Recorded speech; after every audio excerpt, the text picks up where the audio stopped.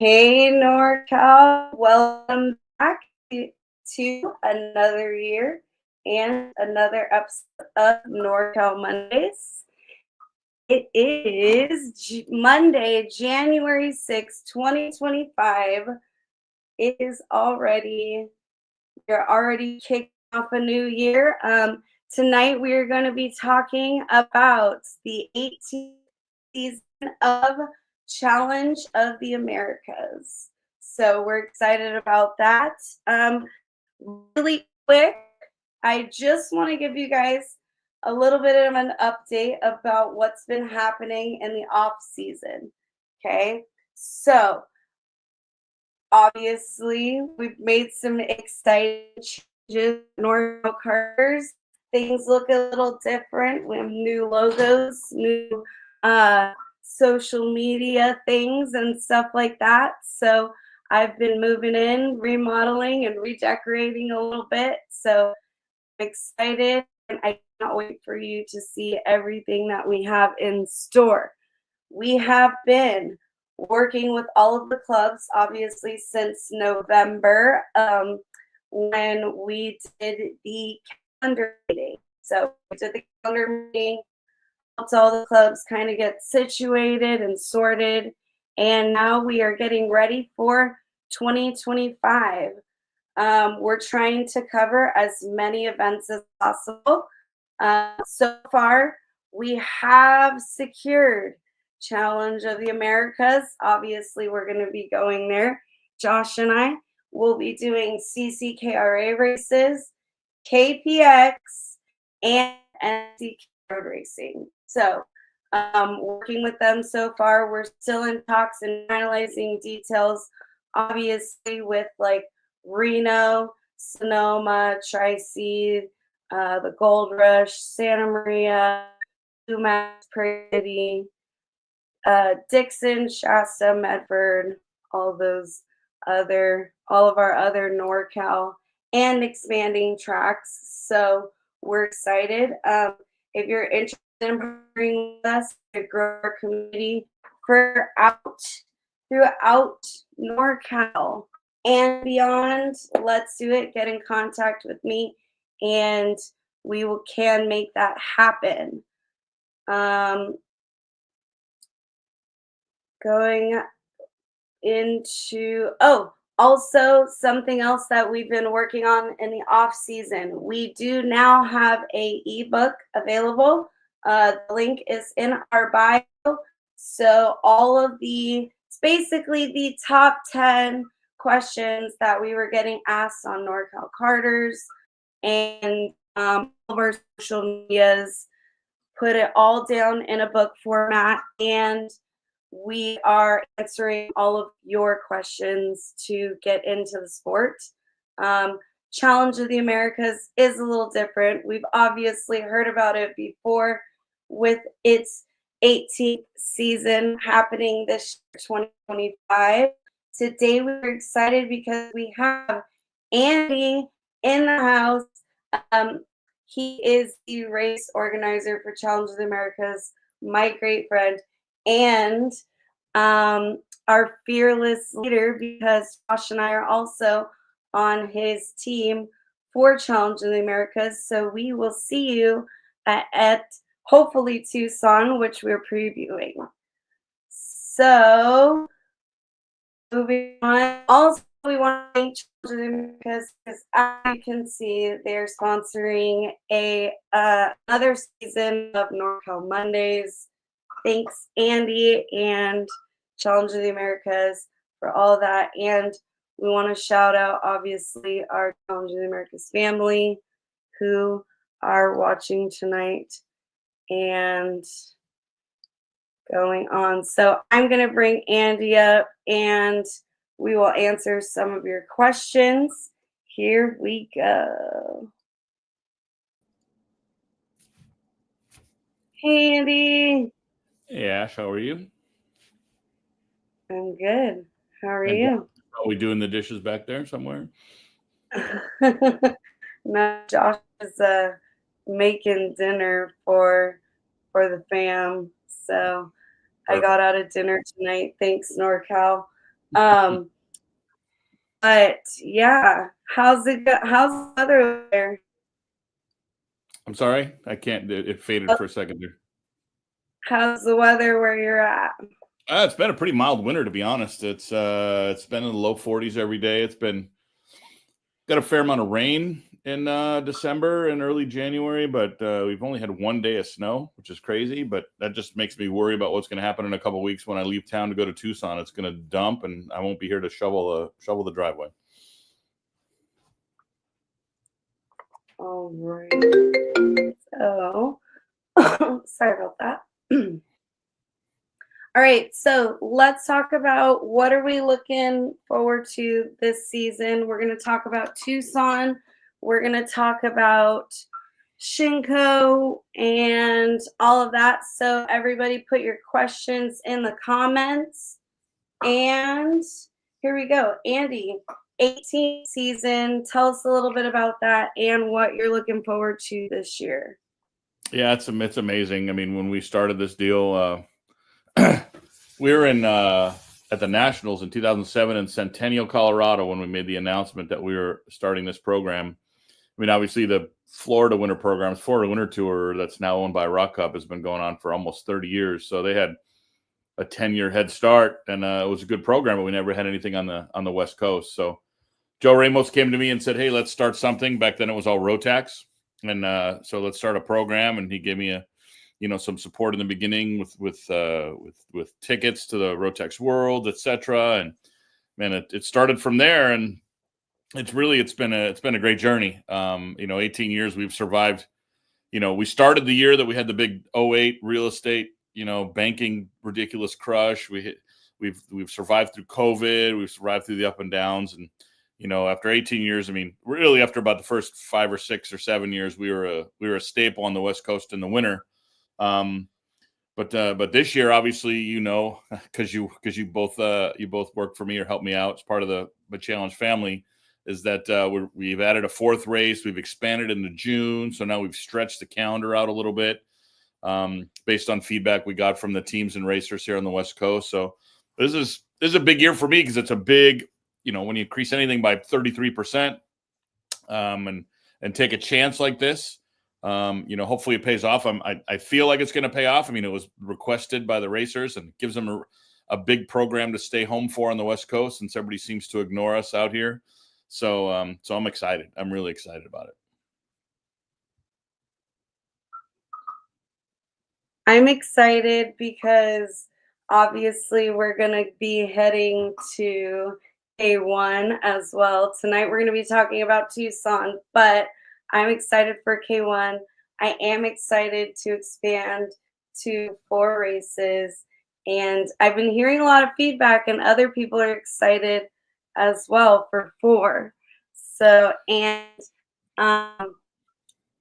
let's talk about do you know of any returning champions that are coming back in any of the classes to sort of, shake things up? Or we could talk about the kids that are moving up, and sort of things like that, people to watch for. Well, I mean, I'm sure, obviously the way our program works, it's crazy. I mean, we get a flurry of entries in the very beginning, and then it kind of goes quiet, and then I literally get 60 or 70%, probably 2/3 of the entries in the last 3 or 4 days. It's absolutely crazy.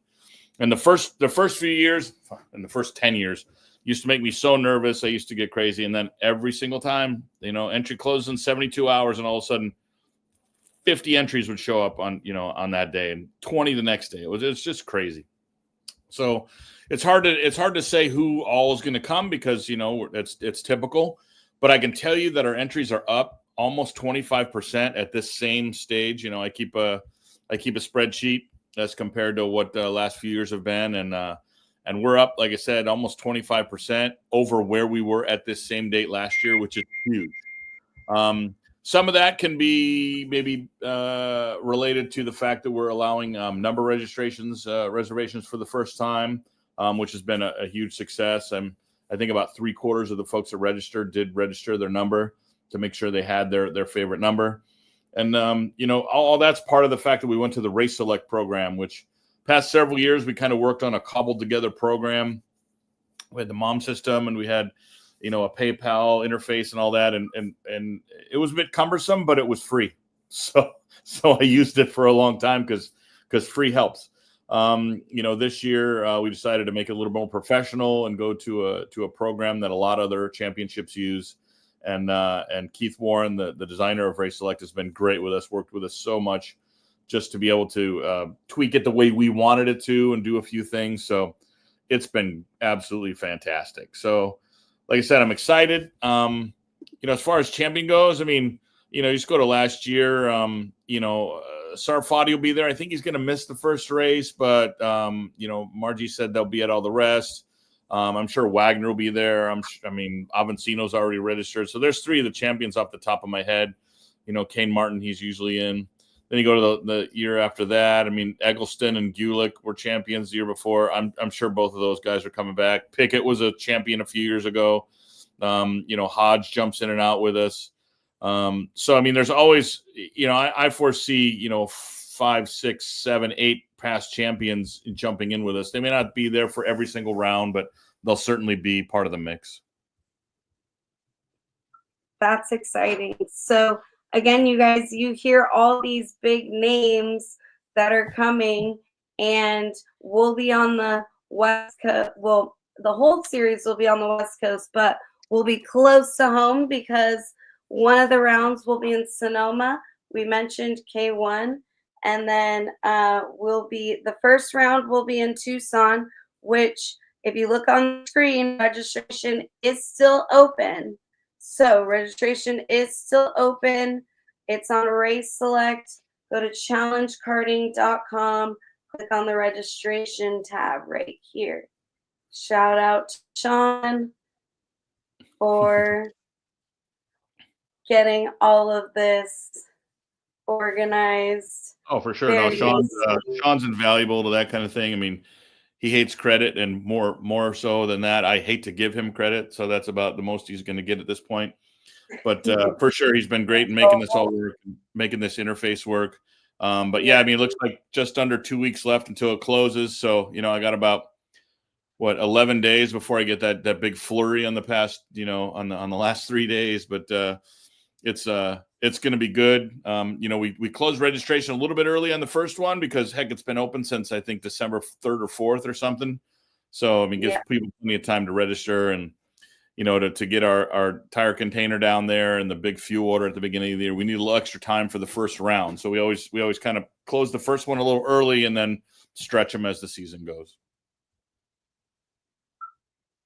All right, let's talk a little bit about the sponsors right here on the side too. So we have eKarting News. They're going to be doing all the media and stuff like that for Challenge of the Americas. So all the results will be on eKarting News, everything like that can go along during the race. Mm-hmm. We have a lot of returning sponsors. M2 Brandwear. Those are our friends with CCKRA as well. Yeah, but Mike Giles does an incredible job, and he's a Karter himself, and obviously he's a friend of me. He's a friend of you guys. I mean, if there are any clubs or organizations or even folks with their own business that need apparel, hats, and shirts and vests and everything else, he does all that stuff. I mean, he handles stuff for Yamaha and Holly Carbs and The Hat, which is a big pastrami restaurant with like 40 locations in Southern California. It's like he's big time, but when we need to give him an order for literally 100 t-shirts, he'll stop and do stuff for us too. So please support those sponsors. I mean, I'll talk about them a little bit with you. I mean, obviously we've Motul has been our oil for a long time. We made a switch a few years back when Rock made a switch, but in the end, Mike Courtney at Courtney Concepts has been a great friend and partner for many, many, many years. And I'm happy, a couple of years ago to go back to Motul. And in fact, he's super convenient. He literally lives 10 minutes from me up here. He moved up here. So we have a great relationship. And then, obviously we have our teams that have sponsored us for a long time, whether it be, Ruthless, who's our longest returning sponsor. And then, Nash, you can see them all on the side, forward direction, and Odenthal and P1 Engines and Sweet Tech, and Nick LeDuc signed out a year or two ago, the Karting Collective. And then we just added a new sponsor this year, a new team out of the Northwest, Aaron Nelliton, Nelliton Race Concepts. That's the NRC right there above Odenthal, between Odenthal and Nash. Aaron's been coming down to my program for probably 15 or more years, maybe even to the very beginning, because he was a mechanic with Rawlison, and now he started a team in the Northwest, the Portland area, but he does all the pad holder races up here. So he's kind of started to venture, a little bit outside of his normal area, which is up here. He's still a mechanic with Rawlison at some of the bigger national stuff, but he said that he wants to jump in, so he's coming to our national program with his team. And to be honest, I think he said he has 12 drivers, 8 of which are brand new to our program, which is gigantic. And I think 8 of his 12 are actually registered. I mean, he definitely wins the team award for having your guys register early. So it's been great. I mean, I'm still working on acceleration. They've been with us for a long time, and so for sure we've been blessed that we have some good sponsors. They're not on there, but we just added West Coast from Salinas. Obviously, the Freeze family, them. They just signed up. So, they'll be put on there pretty quickly as soon as we get other logos squared away. So we've been lucky with sponsors to support us. We like to take all that sponsorship money. It's not like it goes in my pocket and goes buys beer for the staff, even though I know you'd appreciate it. But we use all the sponsor dollars to buy all the awards, and then to put some money back in the pot, which I haven't quite sorted it all yet. I need about a week, and I'll have all the prizes to be able to announce. But for sure, we like to spend the sponsors' money on the racers. I don't need it to put gas in my truck. So that's what we like to do with their money. I was gonna ask about sponsors, and then you got me sidetracked because you brought up a couple other points that I wanted to bring. But for sure, we definitely are excited. Yes. So wanted to remind everybody that number registrations are available right now also, but let's talk a little bit about Tucson.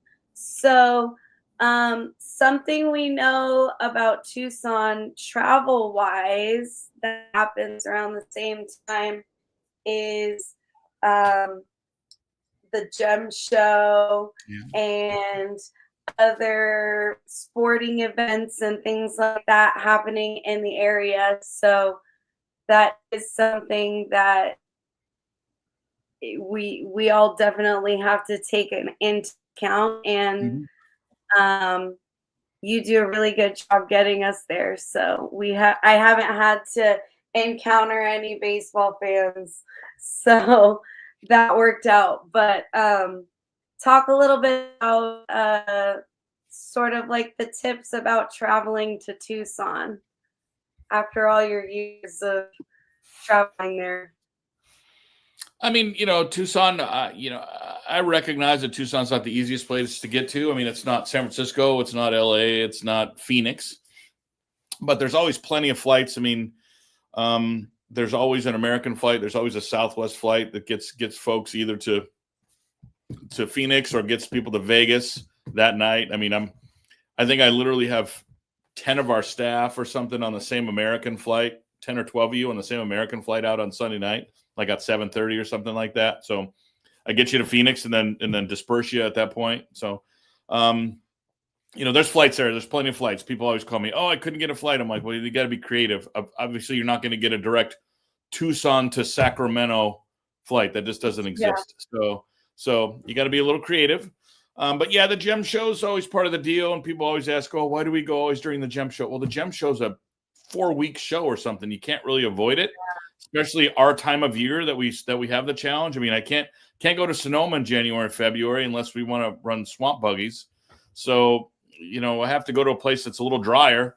Obviously Tucson fits that bill. So, there's no perfect situation. But Tucson is a great racing track. It handles our program well. There's 1,000 hotels right there at the airport. Unfortunately, our hotel deal did expire a couple days ago. So, whoever took advantage of that, good on you. That one's done. So it's up to everybody, but there's so many hotels right there. I'm sure so many people have points and credit card deals and that. I mean, there's never a shortage of rooms. They can always find rooms. It's not that big of a deal.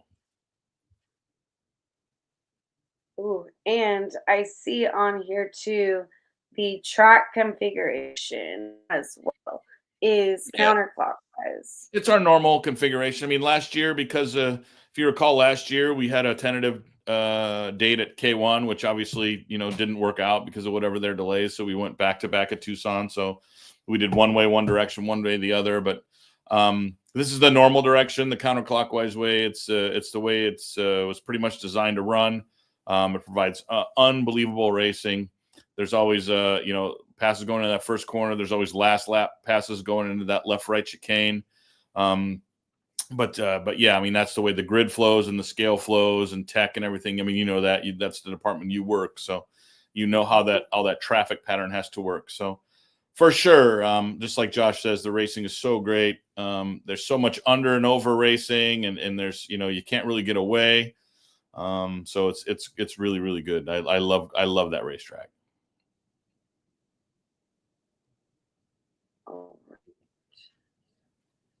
So,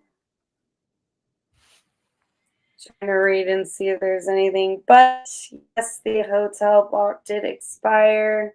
Yep. And okay, so moving on. Obviously, we have something new this year. Shinko tires. Yep. First, we'll answer Josh's question because I did forget that question. About, are we expecting any international competition? You never know. I mean, for sure, we've always had a few. I mean, international includes Canada, so that's we always have Canadians. There's a few Canadians entered right now, so that's international.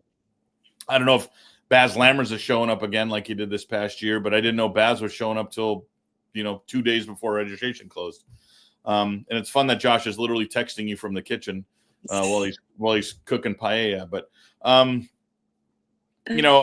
do know that Seth Nash did sign a partnership with Etelkart for a shifter program, and they put together a big program. I mean, Seth probably had half a dozen to 8 drivers with us last year. He says this year he has 15 because of that partnership and what he's been able to put together for his own program. So I mean, that's perfect. They have a big international following. I mean, they do have some connections in Europe, and they have their Canadians and their folks on this side of the border. So for sure, there'll be some international. I don't know if, people will be speaking Italian at the races, but there's always a few. All right. Thanks for reminding me about that question. Okay, so while we're gonna transition into Shinko, I am gonna pull up the classes just so I can show everybody the classes. If you have questions about the classes, put it in the comments and we'll go through and answer those as we transition in. So, bringing it up, 2025 classes. Things really changed class-wise, right? It's the same as last year. I mean, because we're not manufacturer supported like some other major programs that are only solely one manufacturer. I mean, I'm pretty stubborn and I like my independence. So it seems right now in karting, the manufacturers they flex a lot of control over these programs and want their name attached to it and really dictate what their rules are or what classes they're going to run. And I really wanted to be independent. So yeah, we do a 60cc cadet, which is both mini Swift and mini Rock. We do the 100cc junior, senior, and masters, which run both the VLR as well as the KA. And then we run our 2 shifter classes. We run shifter senior, shifter masters, both with a KZ open format, as well as the Rock shifter with a weight break. And I think I think it's been a great compromise. I mean, we had, people say, oh, the rock shifter can't compete with a KZ. Well, with the 15 pounds that it gets, I mean, our Masters champion last year ran a rock shifter at I think 4 of the 6 rounds. So, I don't think it's outside of the box to think that you can be competitive with any of the engine platforms that are legal in our program. Like maybe the VLR and Junior has a bit of an advantage because the restrictor on the K is a bit too small. But I mean that is what it is. I mean, we never have a shortage of VLR juniors that come and race with us in our 100cc junior class. But yeah, to go down to Shinko, I mean, we decided. People ask me, why did I do it, and it's simply because of that manufacturer control. The manufacturers want to flex their muscle and say, well, if you run this tire, you have to run this engine, or if you run this engine, you have to run this tire. They're both connected so close to it. So, in the spring or last year, we went to Vega, and then which was great for us. But then, Vega became tied to a manufacturer again, which changed kind of the distribution model, which put us in a bad spot in relation to, say, the former importer. So I just went out on my own and started looking for other options. And Shinko has been making tires for many, many years, but this past year they actually homologated. So in the fall of 23, they homologated a tire. And for anybody who doesn't understand what that means, is they get put on the list with the CIK or the FIA. They have to produce so many tires. The FIA inspector comes to their facility, inspects the tires, inspects their manufacturing. It has to be ISO 9001, etc. Go through a whole, litany of things, just like GFC did with his chassis this past fall, right? I mean, Gary became homologated with his chassis, and what that does is that just puts you in a different air. I mean, there's all kinds of tire manufacturers, but there's only 7 that are homologated. In fact, 2 of the biggest manufacturers we use in the United States, Levanto and Iveco, aren't homologated.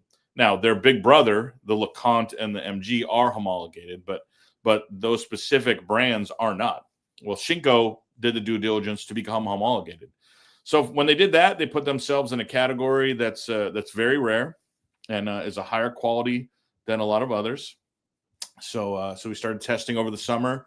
We went to Korea in the late summer and met with the factory and signed a deal. And we're very happy with what's happening. Right now, as you popped up a minute ago, we're going to run the prime yellow banded tire, for the full size kart classes. And then we started developing a cadet in a 4-cycle tire. We developed a couple of them. One that's we call the performance, which is the green label tire. That's the faster of the two. And then the endurance, which is the black label tire, which is the slower of the two. That being said, both of them are slower than a lot of current 4-cycle tires on the market. The biggest complaint that I hear about 4-cycle tires is they're too sticky. Folks complain that maybe the Iveco or the LeConte Red or whatever's being used, they're just there's too much grip when you get some rubber down for low horsepower Briggs. So we developed those tires to be a little harder. And that's what we're also running the Cadet, and that for sure that's been great. Guys that have tested them.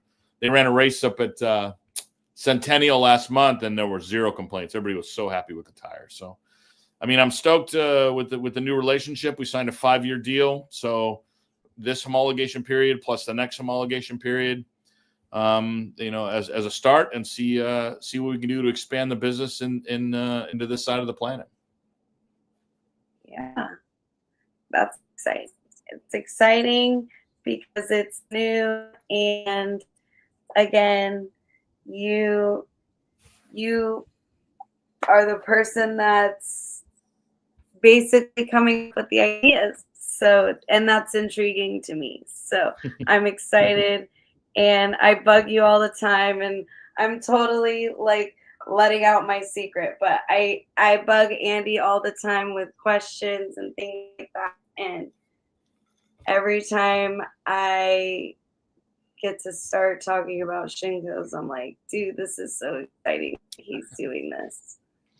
It's okay. So, you're welcome to call and reach out. I love it because you're passionate about it. So if you weren't passionate about it, I wouldn't help you. Nice. Thank you.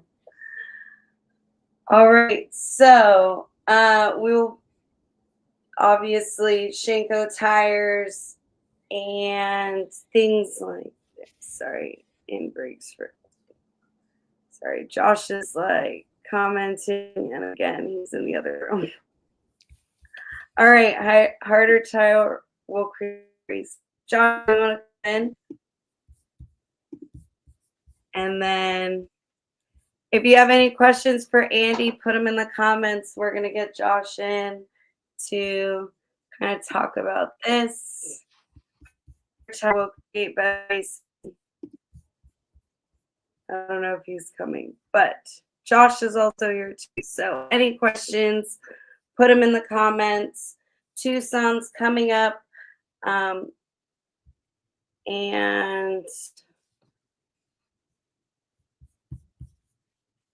sorry, now I think he's texting. You can come in. But anything else you want to touch on before we sort of close, I guess? No, I mean, it's like we talked about, it's an exciting time. I mean, the past few years, karting has been so focused on the East Coast. I'm excited to add that fourth race. I'm excited to expand into June. I mean, people ask me, what's the future? I said, well, show up to all 4 races and maybe we had a 5th. I don't, not this year, obviously, but who knows? After us not having a new track built in the West for 20 years, almost, all of a sudden K1 came on board. Centennial or the Colorado karting circuit got reintroduced. I mean, they resurrected that and put a ton of money in and repaved and going to do a gigantic infrastructure, project with it. So, I mean, maybe we go there next year. I just don't know, but it's exciting. I mean, and Spring Mountain, we don't know what's going to happen with that facility. That's always been kind of a private club, but they're interested in doing some races maybe. So, I mean, as we all know, tracks are the lifeblood of the sport. I mean, I go back to my friend, Donald, who's also your friend. I mean, when Prairie City kind of went dormant, man, the NorCal, that whole Central Valley, North Central Valley part of, not your part of the Central Valley, but Dixon, Davis, Sacramento. I mean, that area suffered. That area really, really suffered. And then, it took somebody passionate like yourself, like Donald, to come in and revive that program. And all of a sudden, now there's activity again. Tracks, as you know, are the lifeblood of our sport. Without tracks, we don't exist. So, the hard part, especially in California, is buying land to build a track. I mean, we couldn't possibly know what K1 spent, but I'm sure it's in the 15 million or more. And think about that investment. You spend $15 million to get it back one $15 wristband at a time. Sounds like a pretty shitty business plan to me. So it does require.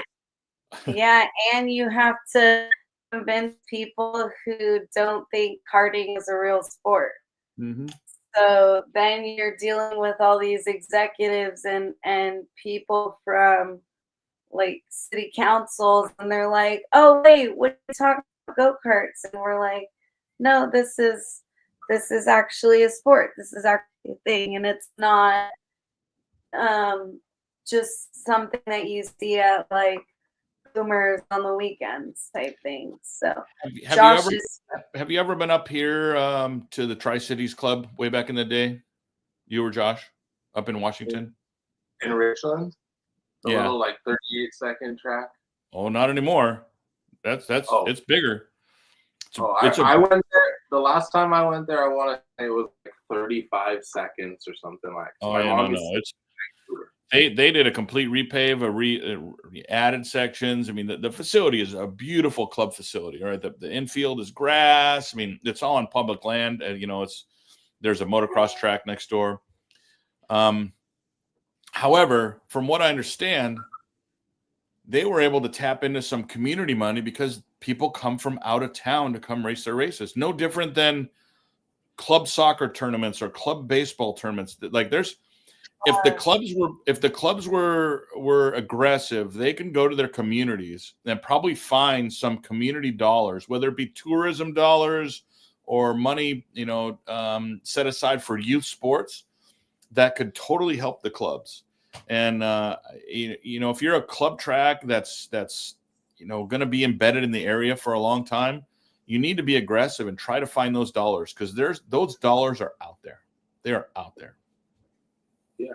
No, and I think that when I walked in, to touch on the point that you were saying about the new tracks that are already formed on the West Coast, I mean, where they are geographically, I think it's going to be good for those communities to have kart tracks. Like you said, you mentioned K1 and you mentioned Spring Mountain and Centennial and what they've done in the what that's called Denver, like Aurora area right there, right? I've never been there, so I don't know. Centennial. It's Centennial. That's the city. But yeah, like to touch on my point, like the fact that all these tracks are doing all these repaves and improvements to help grow their club base. Hopefully that club base will eventually turn into our national racers, right? Like more racers to the series that are eventually going to hopefully transition their way to support your series, being that it's the premier series on the West Coast, and it has been for 18 years. Yeah, I appreciate that. I mean, you have to cultivate it. I mean, you have to really cultivate it, and that's like what you guys are doing with CCKRA, what Donald's doing. You have to really cultivate those areas to build that program, because I mean, it's a daunting thing to walk in and say, hey, I want to start karting. How do I get involved? Oh, we go with this team and you buy this cart and you rent this, and you show up here and you get handed this bill, and it's like, whoa, whoa, whoa, whoa, whoa. I just want to buy something used and putt around, see if I can do it. We still need those people. That's what feeds the sport. We still need those places to be able to drop the cart on the track and spend your $50 or whatever and be able to practice all day. So, I mean, we get blindsided because we look at bigger events like ours or the Supernats or all these glitzy events, and I think that's what karting is, and that's part of what karting is. But karting could be as I don't want to say small because that's insulting, but karting could be as inexpensive as buying a $2,000 used piece and pulling the rope and going and driving for 3 hours. I mean, and it could be as you're going to go spend 15 grand a weekend and go be in a tent and race at in Vegas. So, I mean, and it's everything in between. You just have to find your niche and not insult the other niches.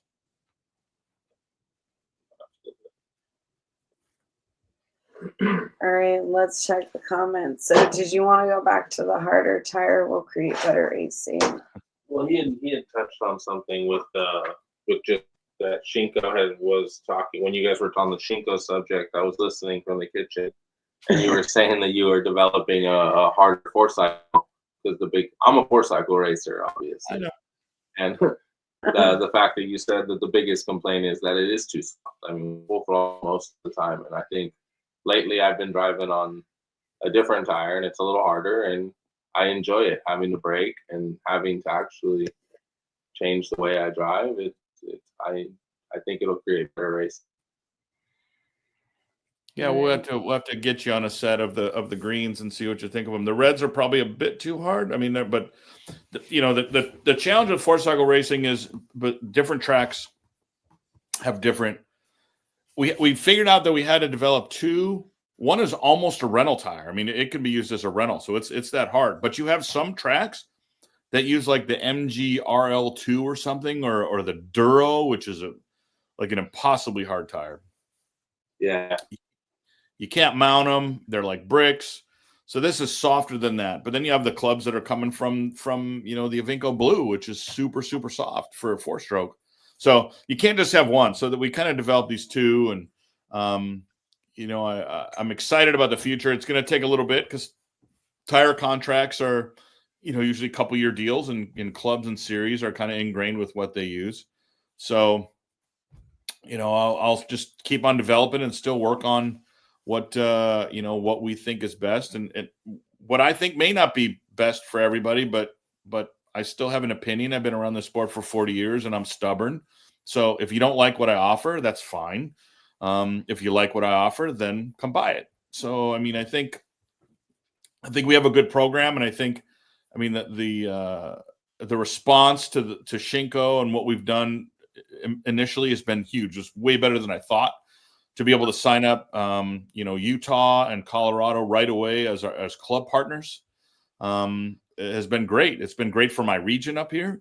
And then I'll just start working on, other clubs and other series and see what we can do and offer them, something that kind of matches what they do. And I know you may have touched on it earlier, but I haven't talked, or I may have missed it. But is the feedback what you expected with the tire that you have released? Is it the feedback from the clubs that are on the tire? I heard you say something about the racing being fantastic. They had a great time at the race in Centennial, right? Yeah, absolutely. I mean, tire business is a funny business, right? Because selling tires is my business, but you don't want to make guys buy tires every single day, but you also can't have tires that last a season. I mean, the club consumer is going to be like, no, I want a tire that lasts forever and never buy a set of tires from you. Well, that's great. I sell one set of tires and I'll never see you again. That's not reasonable for anybody, right? So there has to be a reasonable balance.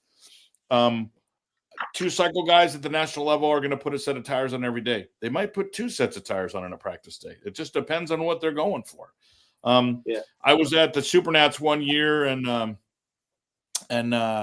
Ethan Wilson, we all know Ethan, put a set of new tires on for every 5-lap practice session he had. It was crazy, right? But that's part of that level of racing. I mean, as the track changes in that parking lot every 2 hours, put a set of tires on. Now you tell that to the average Club 4-cycle guy, he thinks you're crazy because that's his tire budget for an entire year or more. So you have to find a balance. You have to find a balance. To answer your question, Darren, I haven't done any testing with nitrogen.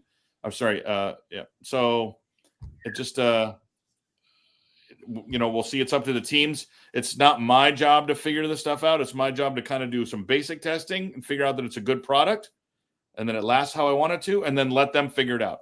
I've had teams call me like, what air pressure should I run? Or what's the temperature? Dude, that's up to you to figure out. You're the team. You're the expert. So you figure it out. No, it's good. I'm excited for the racing, obviously, and for the challenge. Like to see teams rise up to the challenge and learn it and see the race, what it creates. I think it'll be fun. Like I said, the cream always rises to the top, though. It'll be the same. Absolutely, guys. No matter what. Winners. We all know that. We've been doing it long enough, and there's no sugarcoating it. It's going to be the same guys at the front. All right. Thanks, Tom Vano. Thank you, buddy. I love you too, Chief. No, Yeah. he's so. Oh, Tom, I thought you were making something fun about me. No. Tom and Nikki are. Tom was a customer, probably 8-10 years ago in Southern California. Raced with us for a few years, and then moved to Kentucky. He actually became good friends with the Brookses, and him and the Brookses live in the same town together now in Kentucky. Oh, really? So, Okay, speaking. and Tom's still on a text thread we have going on all the time. All right, so speaking of the Brookses, and we have Angel in the chat too. We should have a mechanics 100cc race for some bragging rights under 100cc, give me a break. Then his next comment is like everyone versus Josh. Oh boy. No, I don't race no more. The 4-hour enduro took it out. Oh yeah. With Casey. So hey, look at our K1 race. K1's going to be open from 5 o'clock on every night. You guys want to go arrange yourself something? You guys want to go mechanics or whoever? You guys want to create yourself a race and throw money in the pot? I'm sure Eric will run the sports book. You all pay for your race. All right. Pay for your race. Throw some money in the sports book. Eric will run it, and have at it. I love it. Oh my gosh, this is not what I was expecting. just for the people that might listen or are listening that are going to race, should know. I mean, the format is the same challenge, right? I mean, it's going to be the same, obviously, the 5 rounds of practice and this, the hot pit will be back, and the same, just to touch on that stuff again, that the same format that we've ran for the 18 years will be back, right? There is no new changes. Yeah, no changes. There's been people have asked in the past, can we go to one final and be done at 3 like other programs? And it's like, I don't know. I like having the 2 finals. Especially when we had 3 rounds, it's like, man, we want 6 race days. Now we have 8 race days. Maybe, in a year or 2, if we end up going to 10, maybe we do only go to 1 final. I don't know. We'll sort it out. But for right now, yes, it's exactly the same. I mean, the tracks are open for you to come practice. That's, they charge for practice, run it on Wednesday and Thursday if you want to roll in. I'd say probably 80 to 90% of our racers show up on the Thursday and get some laps in. Some are there all day. Some show up on the morning flight, get there at lunchtime, and we get to pound out laps in the afternoon. I mean, let's be fair. The tracks change so much on the weekends we're there. The track at 10 a.m. on Thursday is not what it is at 2 p.m. on Saturday anyway. So if you don't know where the corners are within 3 laps, you probably shouldn't be there anyway. You should be able to show up sometime on Thursday, pound out some laps, and then get to work on Friday. But yeah, I mean, our format. Our format is, we have shorter sessions in the morning, and then we rolled a little bit longer in the afternoon, and then we run to a long session at the very end of the day. And people have asked me, why do you do that? And I say, because it mirrors a race day, right? The morning sessions are 8 minutes, so that's like a warm up and a qualifying. The middle sessions are 12 minutes. That's like a heat race. And then the last session of the day is an 18-minute, and we use a hot pit, which means you can come in and make changes. So you can either use it as a qualifier where you can show up. I mean, guys bring in their used tires and bring in a set of new tires and throw them on and try to set a big lap time. Some guys go out and do 20 laps and just see. Sorry, Ashley, guys and gals. So some try to go and say, I'm gonna figure out what the main's gonna be like. So I'm gonna put 20 laps on a set of tires, and then I'm gonna drop the thing on the track and do 20 straight laps, take advantage of the whole 18 minutes. It just everybody's different. But to be fair, that's my favorite session of the weekend, because that's when people actually show their cards. I mean, that's when people say, okay, it's time.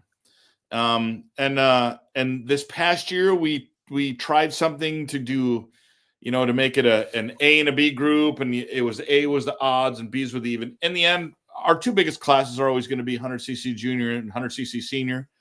And this year we're going right back to the way it always was. It's going to create a fast group and a slow group for qualifying, or a fast group and a not so fast group for qualifying. Say there's 40, which we've had in senior in the past. Say there's 40, and they run that hot pit session.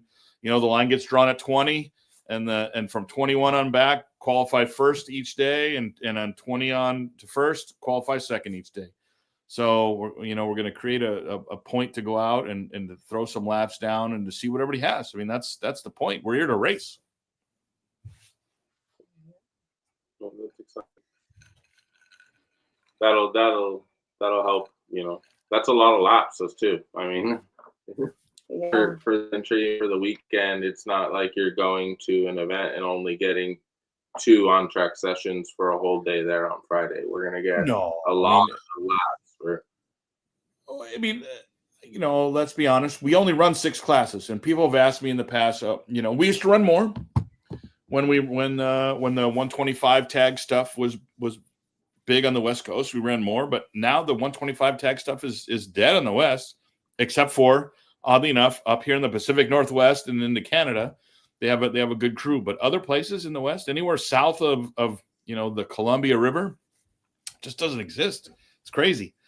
So we run a streamlined program. We like to give people a lot of laps. We like to be done by 4:30 each day, so we're not there till 9 o'clock at night. We're not there at 6 in the morning. Even though, we always have breakfast at 6 at the hotel, Ashley, 6 o'clock. You have to be there on time. And, but yeah, I mean, it's we like to give people a lot of laps. We like to tire them out. We like to be done, if we can, by 4:00 each day, so folks can work on their stuff and go and get a good dinner and go get a good night's sleep. So I'm fired up. Did you see the video of what I bought Angel for our hot pit session? Did you see that on the text thread? We did. I did. I think everybody in Tucson all the way to a new one. Yes. Yeah. He's gonna be ready, standing there at the back of the gate with that thing. Oh, he's gonna be so happy. All right. Well, let's give a little quick shout out too. So we know Angel's coming back. Shelby will be back. Taylor will be back. Mark will be back. Let's see if we can remember. Let's see if we can name them all. Oh, good Lord. Tyrell.